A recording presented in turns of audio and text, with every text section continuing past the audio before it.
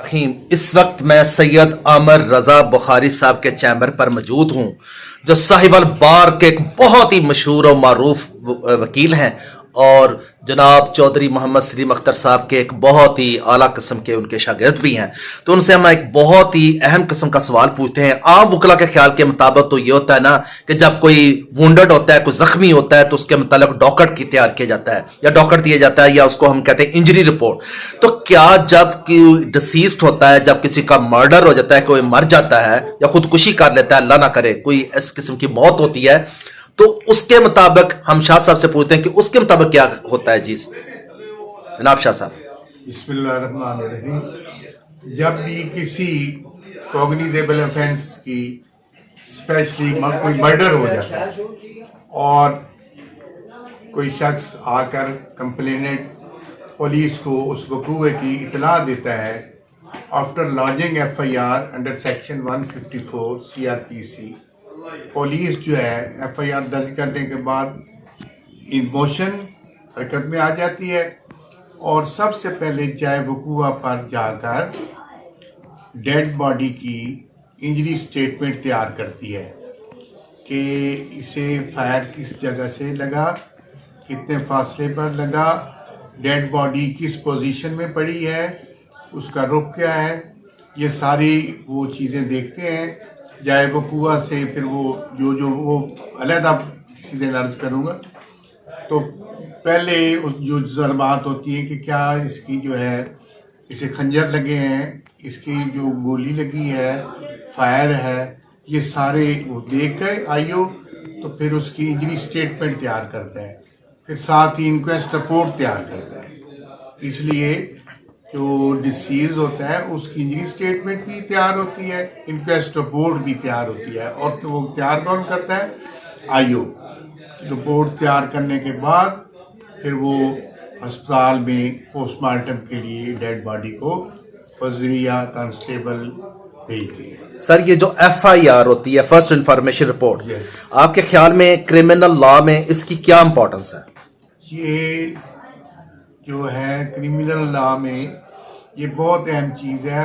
तफ्तीश का, किसी भी कॉग्निजेबल ऑफेंस का जो तफ्तीश का आगाज़ है ये एफआईआर से शुरू होता है। सर, ये असल में मेरे उस्ताद मोहतरम कहते हैं कि ऐसे बताना नहीं चाहिए कि लोग उसकी कदर नहीं करते, लेकिन चले इल्म फैलाने के लिए कि पुलिस के रिलेटेड जो भी इन्वेस्टिगेशन के मुतल्लिक़ जो भी अमूर होते हैं वो 154 सीआरपीसी लेकर 173 सीआरपीसी कंप्लीशन ऑफ चलान, इसके अंदर ही तमाम इन्वेस्टिगेशन, तमाम कार्रवाई जो है मुतल्लिका पुलिस होती है इन सेक्शन के तहत होती है। 154 सीआरपीसी लेकर 154 सीआरपीसी लॉजिंग ऑफ एफआईआर, किसी भी कॉग्निजेबल ऑफेंस की जब इतला एसएचओ मुतल्लिका थाने को दी जाती है तो is bound to record the statement of complainant. Complainant कोई भी शख्स हो सकता है, ये ज़रूरी नहीं कि वो उस मकतूल का या उस शख्स का वो रिश्तेदार हो या दोस्त, कोई भी शख्स। अगर वो फ़र्ज़ करें आप सुबह पार्क में सैर के लिए जाते हैं तो आप देखते हैं कि डेड बॉडी पड़ी है, गला कटा हुआ है, साथ खंजर पड़ा है, तो आपको ना ये पता है कि मकतूल का नाम पता क्या है, ना ये पता है किसी कौन कत्ल कर गया, काज ऑफ डेथ क्या है। आप उस वकूए की इतला बतौर कंप्लेनेंट मुतल्लिका जो थाना है उसे देंगे, पुलिस फौरी मौके पर आएगी, उसका सारा ये इंजरी स्टेटमेंट वगैरह जो कार्रवाई करेगी और उसके बाद मज़ीद होगी। और ये जो सेक्शन मैंने बताए ये इन्वेस्टिगेशन के मुतल्लिका है, तमाम कार्रवाई इन्हीं सेक्शन के तहत होती है। तो सर, एफआईआर जब आप लॉन्च करवाने जा रहे हैं तो उसमें जल्दी करनी चाहिए या देर? नहीं, देखिए हर केस के अपने हालात व वाक़यात होते हैं। हर ज़रूरी तो है कि जो अनएक्सप्लेन डिले ना हो, लेकिन फिर ये देखा जाता है कि जाए वकूआ से थाने का फासला, फिर ये देखा जाता है फ़र्ज़ करो वहाँ कोई गवाह कंप्लेनेंट है ही नहीं, डेड बॉडी जो है वो 7 दिन पड़ी रही, घर वालों ने यही करवा दी कि वो गुम हो गया है, और बाद में पता चलता है कि वो डेड बॉडी किसी इलाके से मिली है, तो फिर इस सूरत में डायरेक्ट एविडेंस तो नहीं होगी, 7 दिन बाद FIR ना हो जाएगी। इसलिए हर केस के अपने क्रिमिनल के हालात वाक़यात होते हैं। जबरदस्त। तो शाह साहब, एक बहुत ज़बरदस्त सवाल है कि अल्लाह ना करे किसी का मर्डर हो जाए, तो उससे पहले उसको, यानी जो लाश है उसको संभालना चाहिए कि जाकर फौरन ही जाकर FIR करवानी चाहिए? नहीं, देखिए ना, अगर तो वो है अपना इंजर्ड हुआ है और उसकी क्या कहते हैं अभी जिंदा है, तो कोशिश तो यही होनी चाहिए कि उसकी जान बचाने के लिए कोई कोशिश करनी चाहिए, उसे अस्पताल पहुँचाएँ और वकूए की इतला जितनी जल्दी हो सकती है मुतलका पुलिस को दी जाए। सर, रेस्ट जस्टिस ये आम लोगों को इसका बिल्कुल ही नहीं पता, तो आप अब हम थोड़ा सा मशवरा देते हैं इसके मतलब कुछ बताएं। ये सारी बातें आज ही पूछ रहे हैं आप। चले, रेस्ट जस्टिस होती है, ये देखें कि एविडेंस की 2 अकसाम है। एक डायरेक्ट एविडेंस जिसे हम चश्मदीद गवाही कहते हैं, चश्मदीद गवाह, अकलर अकाउंट्स, और दूसरी है सरकमस्टेंशियल एविडेंस। ये जो रेस्ट जस्टिस है, ये सरकमस्टेंशियल एविडेंस की एक किस्म है। रेस्ट जस्टिस मीन यानी किसी भी वाक्य से पहले, circumstances just before the occurrence and after the occurrence।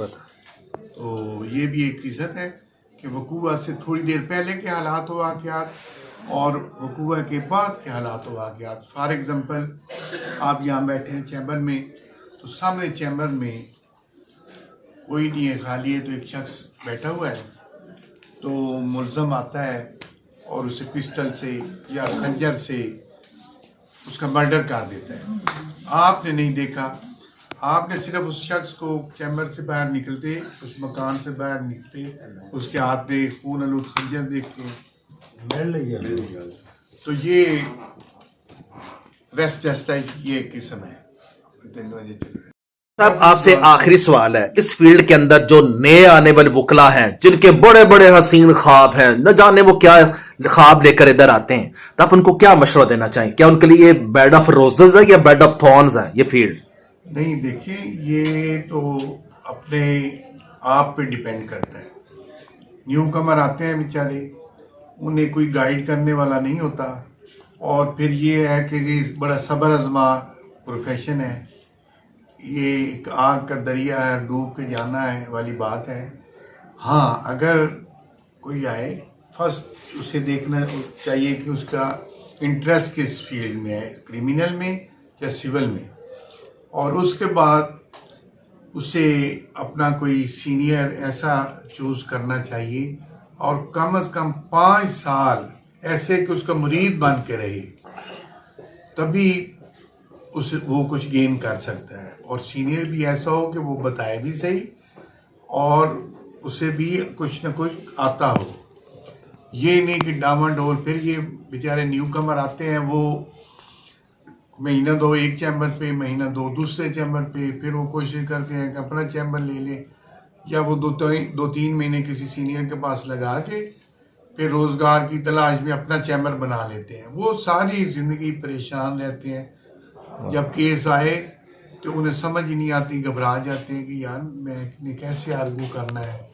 Cross examination कैसे करना है। ये लोग समझते हैं कि क्रिमिनल की जो फील्ड है ये आसान है, इंतहाई मुश्किल है, लेकिन जब आपको आर्ट ऑफ क्रॉस एग्जामिनेशन आ जाए, कोई सीनियर बताए, और ये भी ना हो ना कि सीनियर आपको सीनियर से तवक्को करें कि आपको वो घर से लेने आए और ड्रॉप भी कर दें, नहीं, ये तो उसका मरीद बनना पड़ेगा।